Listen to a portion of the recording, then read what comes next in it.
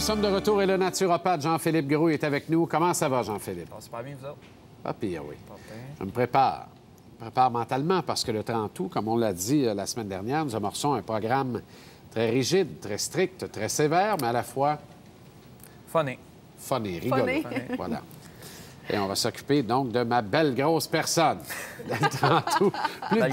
Belle grosse performance. Plus de détails à venir au cours de l'automne. Oui, oui, exact. Alors, alimentation et entraînement. Yes. Voilà deux choses qui, à mon sens, vont très bien ensemble. À la base, comme ça. Là. Définitivement, mais vous serez surpris combien de personnes, justement, ne font pas un bon mariage, justement, comme tu as appelé ça tantôt, entre les deux. Souvent, les gens, quand ils viennent me voir dans mon bureau, je n'entends de toutes sortes les couleurs. OK? Souvent, les gens viennent me voir. Bon, Jean-Philippe, j'ai augmenté mon cardio. Au lieu d'en faire 1 heure, j'en fais 3 heures.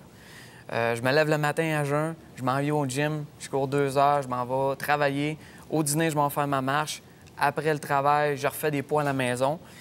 Souvent, on appelle ça de l'overtraining en anglais. Donc, c'est un surentraînement, autrement dit. Ils viennent fous, là.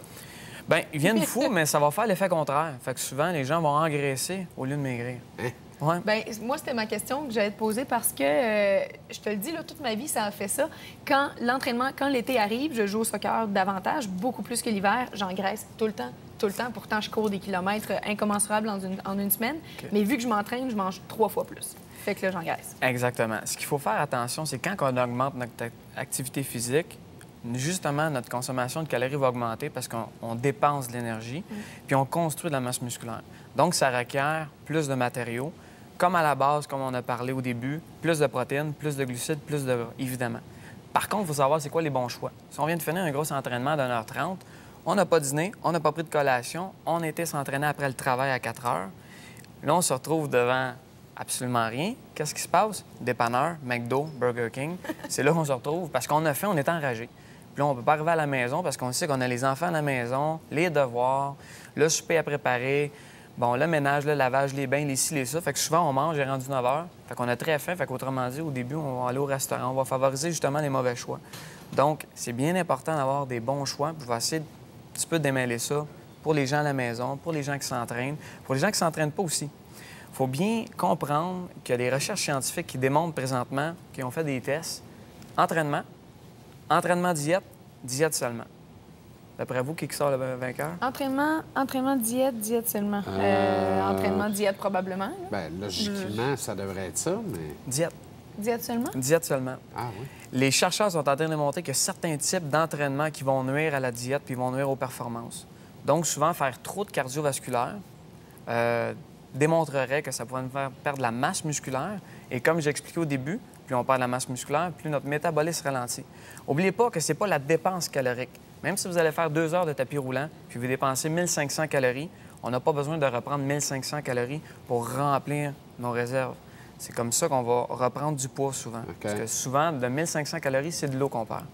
Alors, plus le métabolisme est au maximum, donc si on fait de l'exercice, exemple, des weightlifting, des poids et haltères, nous allons stimuler notre métabolisme, nos muscles, et ça augmente une dépense calorique sur 24 à 48 heures.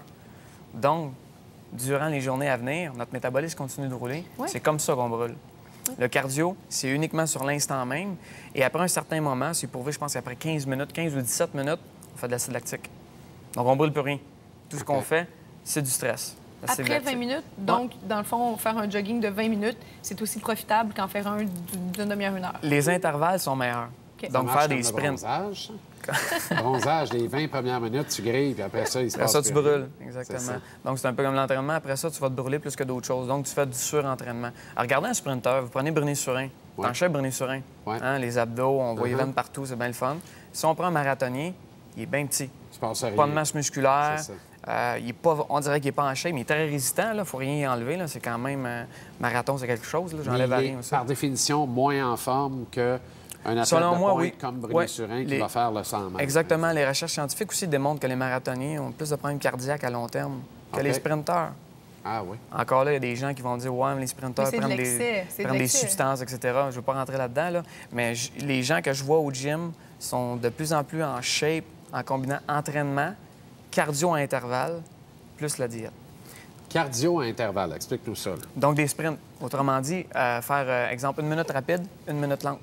Donc, que tu sois sur ton vélo. Alors, tu fais 1 minute, exemple, à 80 d'efficacité, fait que tu roules dans le tapis. Par la suite, 1 minute, soit que tu t'enlèves du vélo ou carrément que tu pédales tranquillement et tu repars. Tu fais ça environ 10 fois, autrement dit. Ah oui?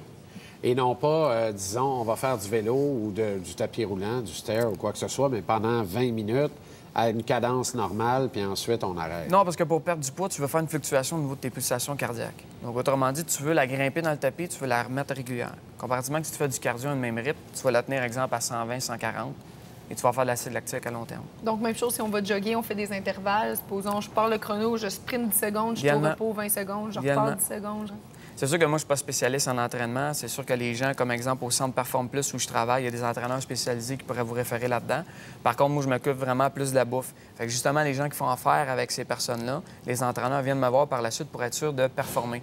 Donc, exemple, ils me demandent des conseils. Qu'est-ce que je dois manger avant? Qu'est-ce que je dois manger immédiatement après? Est-ce qu'il y a des substances? Est-ce qu'il y a des suppléments, etc., que je peux prendre? Moi, je ne rentre pas dans les substances, je ne rentre pas dans les suppléments. Par contre, ce que je peux... Exact, naturel. Comme on a dit depuis le début, le café est très, très bon. Café expresso, café au lait avant l'entraînement. C'est bien important de manger. Ah, oui? Oui. La caféine va aider justement à accéder aux réserves de graisse. Donc, en dedans de 15 minutes, on stimule l'ATP. Ça veut dire que c'est l'énergie cellulaire, l'énergie des muscles. Donc, pendant l'entraînement, on va utiliser l'ATP pendant les 5 à 15 premières minutes. Puis par la suite, c'est les réserves de graisse. La caféine nous donne accès à ces réserves de graisse-là. Est-ce que la théine fait le même travail? Oui. Oui, le thé vert peut être très, très bon, mais c'est important d'avoir un thé vert caféiné. OK. Ça va augmenter justement l'accès à vos réserves de graisse. De plus, il y a le chocolat noir. Un chocolat là, entre 70 et 85 de cacao. Un 30 grammes, 15 minutes avant l'entraînement. Ça peut justement avoir un effet anabolique aussi au niveau des muscles. Puis vous aider justement à avoir accès à vos réserves de graisse. Mais il y en a qui disent que là, le chocolat, c'est que ça va te donner un boost d'énergie rapide, mais qu'après, ça va redescendre. Alors, si tu as un entraînement de 20 minutes, tu es correct. Mais si j'ai un match de soccer de 90 minutes devant moi, est-ce que c'est quand même la bonne chose à faire? La plupart des athlètes en Ligue nationale que je suis prennent du chocolat avant le game, okay. Puis ça marche. Tu peux le splitter aussi en 2-3 fois, tout dépendant du type d'entraînement que tu fais. C'est sûr que ce que je donne aujourd'hui, c'est général. Par contre, selon chaque type d'entraînement, il y a des procédures à faire. Comme dans ton cas, toi, je ferais peut-être 10 grammes, 10 grammes, 10 grammes aux 30 minutes. Pour t'aider juste à avoir une énergie plus stable. L'effet du chocolat noir à 85 c'est qu'il est riche en gras. Donc, ça permet d'avoir moins un down par la suite. Si tu prends une caramilk, c'est sûr que ça va kicker les 20 premières minutes. Par la suite, tu vas avoir un down écœurant à cause du sucre, justement, l'insuline, etc. Par exemple, le chocolat noir, vu qu'il est riche en gras, ne stimule pratiquement pas l'insuline. OK. Puis après l'entraînement, je me suis déjà fait expliquer qu'il fallait prendre du glycogène, qui était ce que tu as perdu. Donc, tu reprends ça. Alors là, dans les 30 minutes qui suivent ton entraînement, il faut que tu prennes du sucre. Effectivement. Le glycogène, c'est les réserves de sucre qu'on a en dedans de nos muscles. OK? C'est une source d'énergie qui vient justement nous aider lorsqu'on tombe en panne. Donc, quand on commence à brûler au niveau de l'ATP lors de l'entraînement, on entame sur le glycogène et après, on entame sur les réserves de graisse. Donc, il est important de boire une boisson riche en sucre par la suite. Souvent, un verre de lait avec un verre de jus d'orange va venir remplir les réserves qu'on a utilisées durant l'entraînement. Ajouter une pincée de sel aussi pour rebalancer les électrolytes. Ah oui? C'est important. Okay. Les électrolytes sont... Pincée de sel dans un verre de lait, c'est très bon. Pincée de sel, verre de lait. Dans le jus d'orange, dans le jus d'orange. OK, parfait. Un bon Perrier. Merci, Jean-Philippe Gros. Merci. À la semaine prochaine. Demain, on reçoit entre autres France Paradis. Marie-Christine Lavoie sera là pour de bons trucs décoration et le chef Thierry Rouillé viendra également nous faire de la cuisine martiniquaise. Au nom de toute l'équipe, passez une excellente journée. Salut!